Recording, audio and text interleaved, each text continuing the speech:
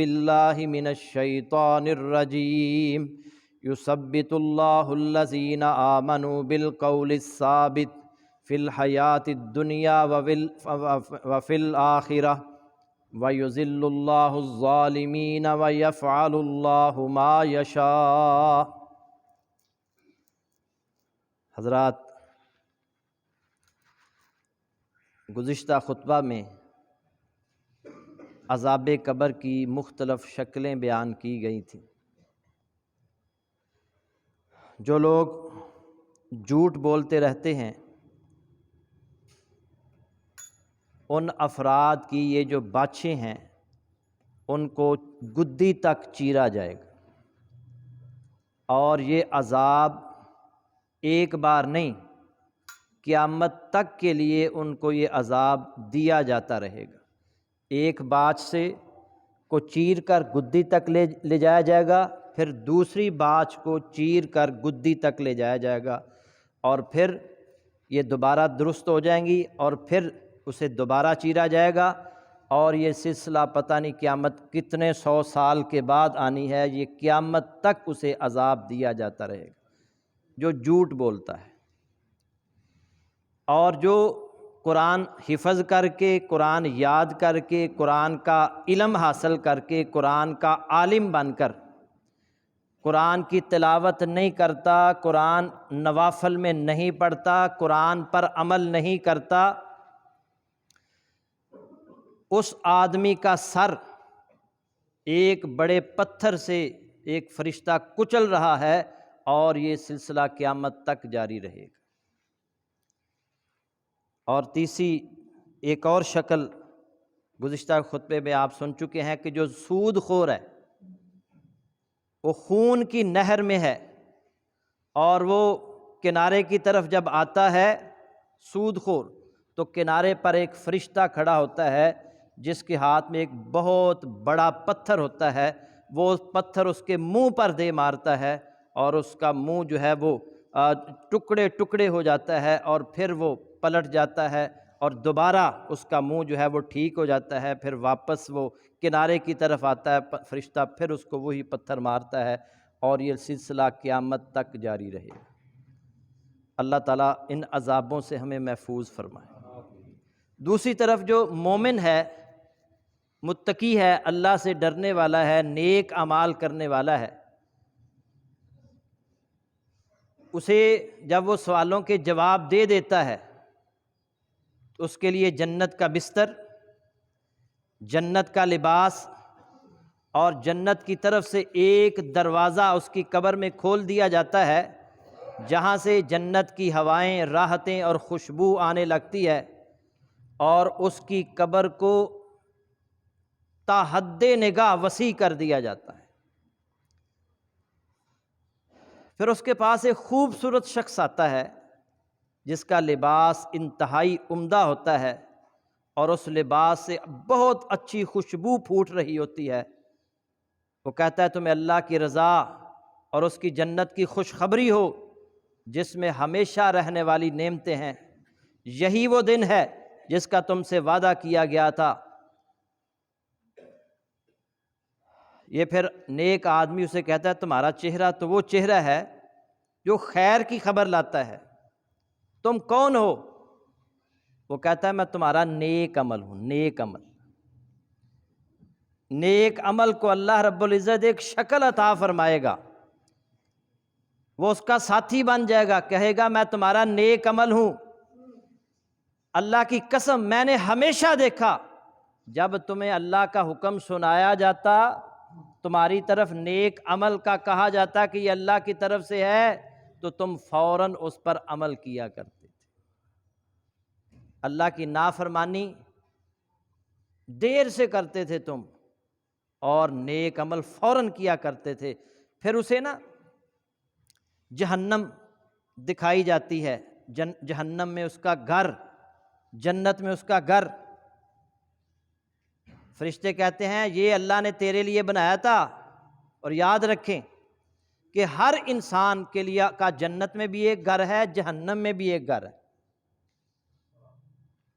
اسے بتایا جاتا ہے یہ جہنم میں گھر بھی تیرے لیے اللہ نے بنایا تھا، لیکن تو نیک عمل کر کے جنت والے گھر کو حاصل کر چکا ہے۔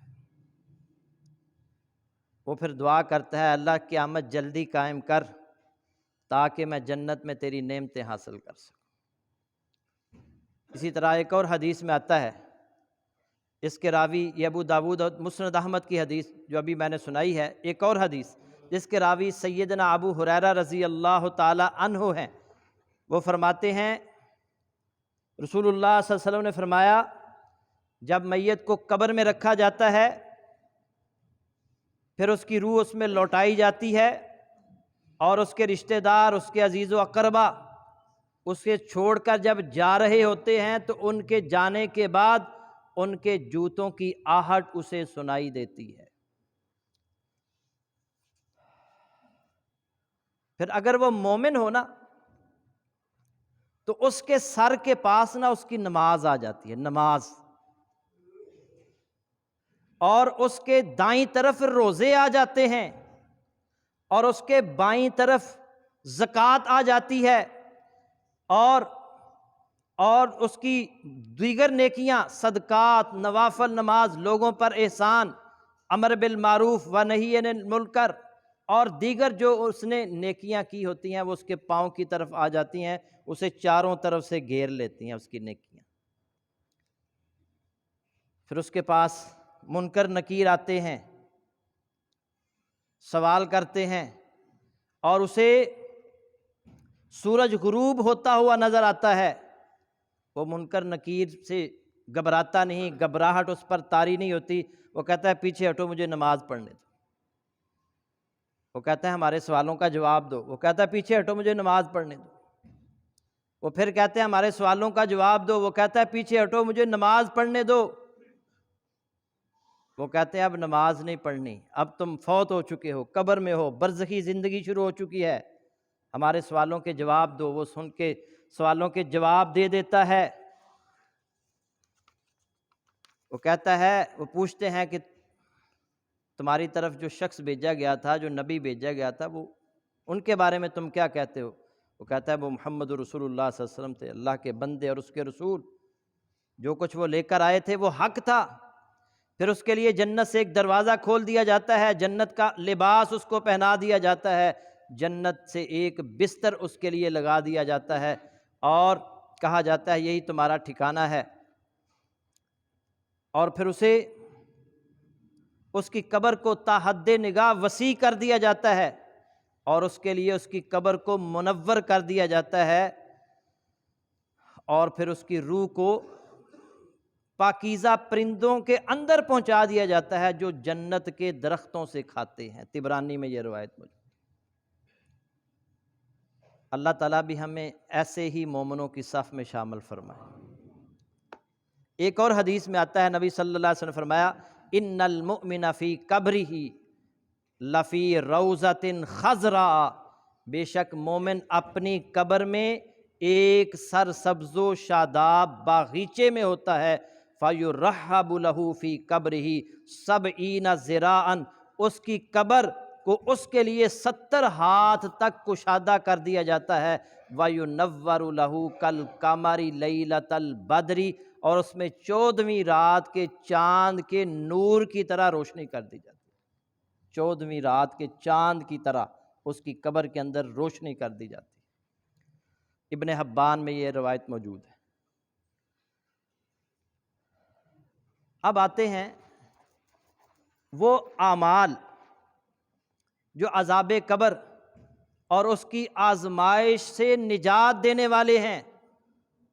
اللہ کے رسول صلی اللہ علیہ وسلم نے ہمیں کچھ اعمال ایسے بتائے ہیں جن کے کرنے سے اللہ رب العزت عذاب قبر سے، اس کی آزمائش سے بچا لے گا۔ نمبر 1، دشمن کی سرحد پر پہرا دینا۔ سیدنا سلمان رضی اللہ تعالی عنہ سے روایت ہے کہ رسول اللہ صلی اللہ علیہ وسلم نے فرمایا رباط یوم و لیلۃ خیر من صیام شہر و قیامہ، اللہ کے راستے پر دشمن کی سرحد پر ایک دن اور ایک رات پہرا دینا 1 مہینے کے روزوں اور اس کے قیام سے بہتر ہے۔ ایک دن اللہ کے راستے میں دشمن کی سرحد پر پہرا دینا 1 مہینہ روزہ رکھنے اور اس کا قیام کرنے سے بہتر ہے۔ وَإِن مَاتَ جَرَىٰ عَلَيْهِ عَمَلُهُ الَّذِي كَانَ يَعْمَلُهُ، اور اگر وہ اسی حالت میں مر جائے تو اس کا وہ عمل جاری رہتا ہے جو وہ کیا کرتا تھا۔ وَأُجْرِيَ عَلَيْهِ رِزْقُهُ وَأُمِنَ الْفَتَّانُ، صحیح مسلم کی حدیث ہے، اور اسی پر اس کا رزق جاری کر دیا جاتا ہے اور اسے آزمائش میں ڈالنے والے عذاب قبر سے محفوظ کر دیا جاتا ہے۔ دشمن کی سرحد پر پہرا دینا یہ بہت بڑا عمل ہے۔ جو دشمن کی سرحد پر پہرا دیتا ہے اللہ اسے قبر کی آزمائش سے محفوظ کر لیتا ہے۔ دوسرے نمبر پر شہادت پانا۔ حضرت مقداد بن معدی کرب رضی اللہ تعالی عنہ سے روایت ہے، رسول اللہ صلی اللہ علیہ وسلم نے فرمایا للشہید عند اللہ 6 خصال، شہید کے لیے خصوصی طور پر اللہ کے ہاں 6 انعامات ہیں۔ یغفر لہ فی اول دفعۃ ویری مقعدہ من الجنہ، پہلے قطرہ خون پر ہی اس کی مغفرت کر دی جاتی ہے اور اسے جنت میں اس کا ٹھکانہ دے دیا جاتا ہے، پہلے قطرہ خون پر۔ وَيُجَارُ مِنْ عَذَابِ الْقَبْرِ، اور اسے عذاب قبر سے محفوظ رکھا جاتا ہے۔ وَيَأْمَنُ مِنَ الْفَزَعِ الْأَكْبَرِ، اور وہ بڑی گھبراہٹ سے بھی محفوظ رہتا ہے۔ وَيُوضَعُ عَلَىٰ رَأْسِهِ تَاجُ الْوَقَارِ الْيَاقُوتَةُ مِنْهُ خَيْرٌ مِّنَ الدُّنْيَا وَمَا فِيهَا، اور اس کے سر پر تاج وقار رکھا جاتا ہے جس کا ایک موتی دنیا سے اور دنیا کے اندر جو کچھ ہے ان سب سے بہتر ہے۔ ایک موتی جو اسے تاج پہنایا جاتا ہے، تاج وقار، اس کا ایک موتی دنیا میں جتنے خزانے ہیں ان سب سے ایک موتی زیادہ قیمتی ہے۔ وَيُزَوَّجُ اثْنَتَيْنِ وَسَبْعِينَ زَوْجَةً مِّنَ الْحُورِ الْعِينِ، اور اس کی موٹی آنکھوں والی حوروں میں سے 72 بیویوں سے اس کی شادی کر دی جائے، 72 بیویاں اسے ملیں گی۔ وعلیکم السلام۔ تو شہید جو ہے وہ بھی عذاب قبر سے محفوظ کر دیا جاتا ہے۔ اور وَيُشَفَّعُ فِي 70 مِنْ أَقَارِبِهِ، اور اس کے 70 رشتہ داروں کے بارے میں اس کی سفارش کو قبول کیا جائے گا۔ 70 رشتہ دار جن پر جہنم واجب ہو چکی ہوگی، شہید کی سفارش پر ان کو جہنم سے نکال کر جنت میں داخل کر دیا۔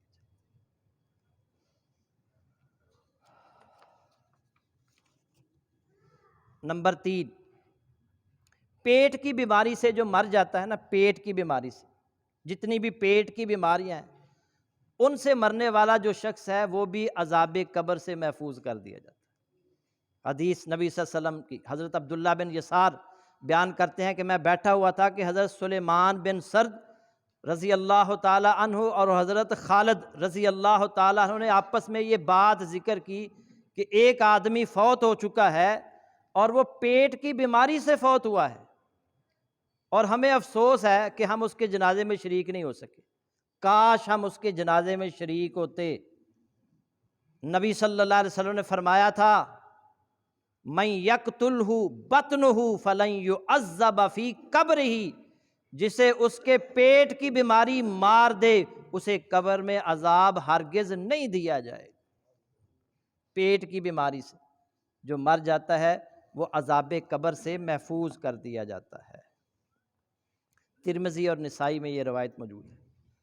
اور اسی طرح جمعہ کے دن یا جمعہ کی رات کو مرنے والا، حضرت عبداللہ بن عمر بن عاص رضی اللہ تعالی عنہ بیان کرتے ہیں کہ رسول اللہ صلی اللہ علیہ وسلم نے فرمایا ما من مسلم یموت یوم الجمعۃ او لیلۃ الجمعۃ، جس مسلمان شخص کی موت جمعہ کے دن یا جمعہ کی رات کو آئے، جمعہ کی جو رات ہے نا یہ گزر چکی ہے، اب جمعہ رات کو جب سورج غروب ہوتا ہے تو جمعے کی رات شروع ہو جاتی ہے، آج جب سورج غروب ہوگا تو ہفتے کی رات شروع ہوگی، جمعے کی رات، اور جمعے والے دن جس شخص کو موت آئے الا وقاہ اللہ فتنۃ القبر، اللہ تعالیٰ اسے قبر کے فتنے سے بچا لیتا ہے، ترمذی میں حدیث۔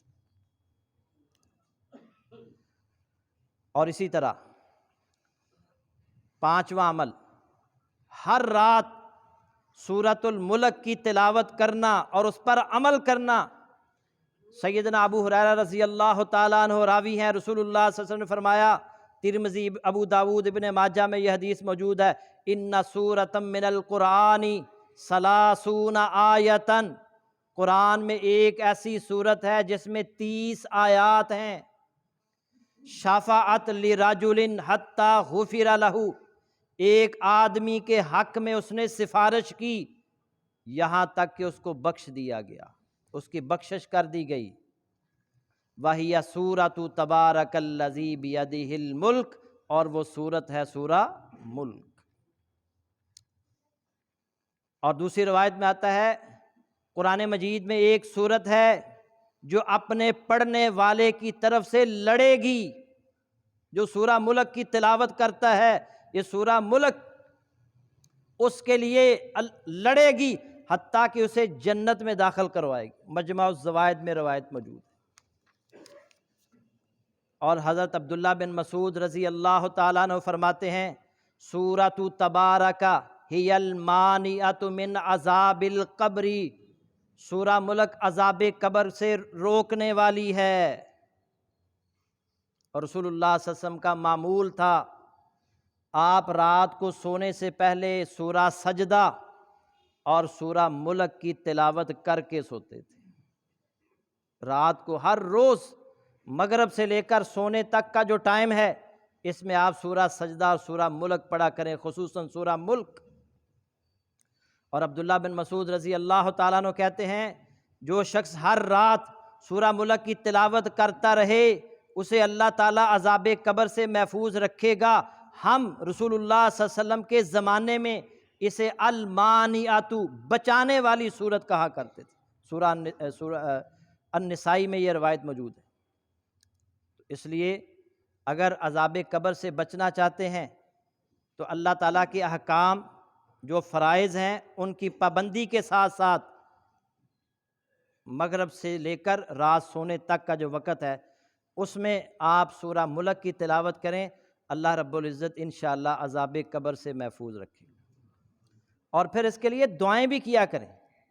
اللہ کے نبی صلی اللہ علیہ وسلم عذاب قبر سے بچنے کی دعائیں بھی کیا کرتے تھے۔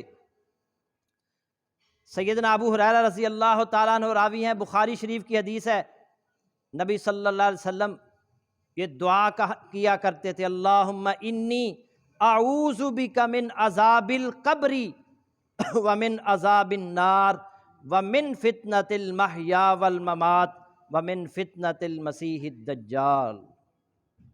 نماز میں بھی نبی صلی اللہ علیہ وسلم نے یہ دعا پڑھنے کا حکم دیا ہے، چار چیزوں سے پناہ مانگنے کا رسول اللہ صلی اللہ علیہ وسلم نے حکم دیا ہے نماز کے اندر۔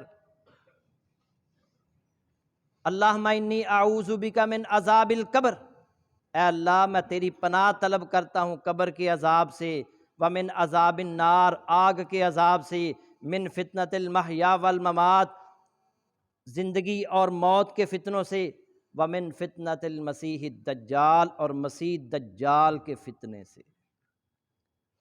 اسی طرح سیدہ عائشہ رضی اللہ تعالیٰ عنہ فرماتی ہیں، رسول اللہ صلی اللہ علیہ وسلم یہ بھی دعا کیا کرتے تھے، اللہم رب جبرائیل و میکائیل و رب اسرافیل، اے اللہ جبرائیل، میکائیل، اسرافیل کے رب، اعوذ بک من حر النار ومن عذاب القبر، میں جہنم کی گرمی اور قبر کے عذاب سے آپ کی پناہ طلب کرتا ہوں۔ اگر آپ کو یہ دعائیں نہیں آتی تو یاد کریں، کم از کم اتنا ہی یاد کر لیں، اللہم انی اعوذ بک من عذاب القبر، تو یہ دعا بھی کیا کریں۔ اللہ تعالی ہمیں عذاب قبر سے محفوظ رکھے۔ اب چند ایک واقعات بھی میں آپ کے سامنے رکھنا چاہتا ہوں۔ بخاری شریف میں ہے، عبرت آموز واقعات ہیں۔ سیدنا انس بن مالک رضی اللہ تعالیٰ عنہ کہتے ہیں ایک عیسائی آدمی مسلمان ہوا، اس نے نبی صلی اللہ علیہ وسلم سے سورۃ البقرہ، سورہ آل عمران سیکھ لیں اور رسول اللہ صلی اللہ علیہ وسلم کے لیے وحی کی کتابت کرنے لگا، لیکن کچھ دنوں کے بعد وہ مرتد ہو گیا اور جا کر لوگوں سے کہنے لگا نبی صلی اللہ علیہ وسلم کے پاس کچھ بھی نہیں ہے، ان کو کچھ بھی نہیں آتا، میں لکھ کر جو دیتا تھا وہ آ کر سنا دیتے تھے۔ اللہ کا کرنا ایسا ہوا کہ وہ مر گیا۔ جب وہ مر گیا عیسائیوں نے اسے دفن کیا، اگلے دن کوئی قبرستان کی طرف گیا تو اس نے دیکھا اس کی میت جو تھی، ناش جو تھی وہ باہر پڑی ہوئی تھی۔ عیسائیوں نے مسلمانوں پر الزام لگا دیا کہ یہ مسلمانوں کا کام ہے، کیونکہ یہ مسلمان ہوا تھا اور مسلمان ہونے کے بعد یہ مرتد ہو گیا، تو مسلمانوں نے اس کی ناش کو باہر سے نکال دیا، قبر سے نکال دی۔ مسلمانوں نے کہا نہیں، ہم نے ایسا نہیں کیا۔ اگلے دن انہوں نے قبر اور گہری کھودی، پھر اسے دفن کیا، پھر اس کی ناش جو تھی قبر سے باہر تھی، انہوں نے پھر مسلمانوں پر الزام لگایا، مسلمانوں نے کہا ہم نے یہ نہیں کیا، پھر انہوں نے اور زیادہ گہری قبر کھود کر اسے دفن کیا، لیکن اس کی میت پھر اگلے دن باہر پڑی ہوئی تھی، اس کی ناش باہر پڑی ہوئی تھی، پھر انہوں نے اس کو باہر ہی رہنے دیا کہ اسے قبر کی مٹی قبول نہیں کر رہی۔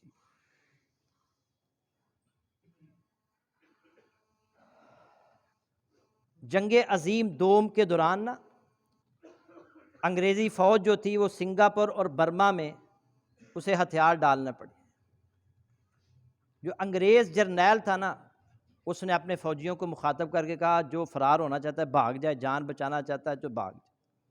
ہندوستان کے دو فوجی، ایک کا نام میجر طفیل، ایک کا نام تھا میجر نہال سنگھ، ایک مسلمان اور ایک سکھ، یہ دونوں وہاں سے بھاگ نکلے۔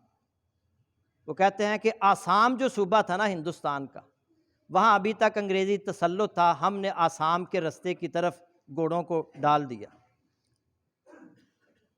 اور برما کے جنگل انتہائی خوفناک قسم کے تھے۔ ہم بچتے بچاتے گزر رہے تھے جنگلوں میں سے کہ ایک جگہ ہمیں قبرستان نظر آیا، 20-25 کے قریب قبریں تھیں۔ ان قبروں میں سے جب ہم قریب سے گزرے تو خوفناک، ایک قبر سے نا خوفناک چیخوں کی آوازیں آنا شروع ہو گئی۔ ہم بڑے حیران ہوئے، ہم نے کہا دیکھیں تو صحیح یہ آوازیں کیسی ہیں، جیسے کوئی بندہ درد سے کرا رہا ہوتا ہے نا۔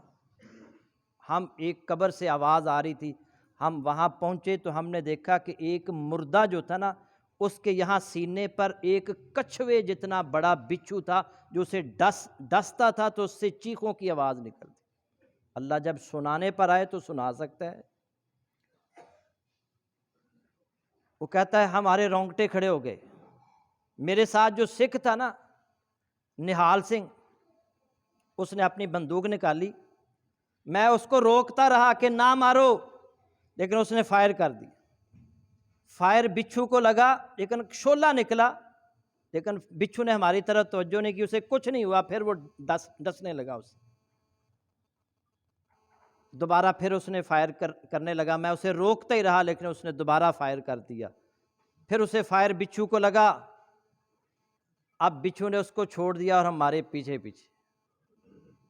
ہم ڈر گئے، ہم گھوڑوں پر بیٹھے اور گھوڑوں کو ایڑ لگا دی، لیکن بچھو ہمارے پیچھے پیچھے۔ آگے ہم پہنچے تو ایک پانی کی ندی تھی، پیچھے بچھو، آگے پانی کی ندی اور بڑی گہری۔ بچھو کا رخ جو تھا وہ نہال سنگھ کی طرف تھا۔ وہ کہتا ہے کہ نہال سنگھ نے وہ پانی کی جو ندی تھی اس میں اپنے گھوڑے کو ڈال دیا، لیکن بچھو بھی اس کے پیچھے پیچھے جا کر اس نے اس کو ڈنگ مار دی، اور اس کو ڈنگ مار کے وہ واپس پلٹ گیا۔ وہ کہتا ہے اس سے پھر اسی طرح کی چیخیں، کراہنے کی آوازیں آنے لگی جس طرح کی قبر سے آ رہی تھی، اور اس نے مجھے پکارا، مجھے میری مدد کرو، میجر طفیل میری مدد کرو۔ وہ کہتا ہے کہ میں نے بھی گھوڑا وہ ندی میں ڈال دیا، جب میں اس کے قریب پہنچا تو وہ وہاں جو پانی تھا نا، وہ وہ ایسے تھا جیسے آگ کا لاوا ہوتا ہے، لاوا۔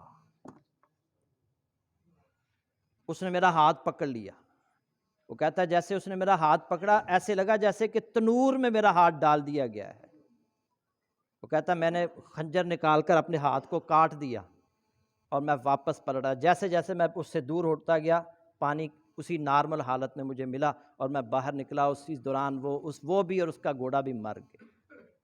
قبر کا بچھو اندازہ کریں، اور بہت سارے واقعات ہیں، یہ آپ ان کو پڑھیں، ان کو دیکھیں، انسان حیران ہو جائے گا۔